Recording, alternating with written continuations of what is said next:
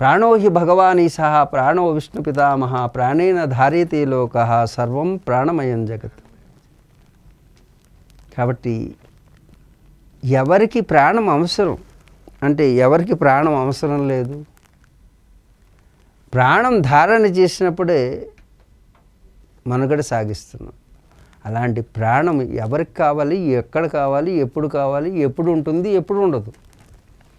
మనం మరణించిన తర్వాత కూడా ప్రాణం అనేది ఉంటుంది.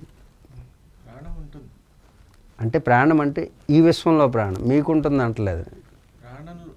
మరణించిన వారి దగ్గర ప్రాణం ఉంటుంది అంటలేదు.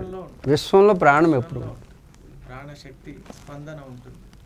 ఆ ప్రాణం ఎప్పుడు ఎలా అయితే ఉంటుందో, ఎంత సహజంగా ఉంటుందో, అది సత్యమై భాసిల్లుతుందో, అలాగే మన యొక్క సనాతన ధర్మం అనేటటువంటిది ఎవరికి అవసరం అంటే ఎవరికి అవసరం లేదు.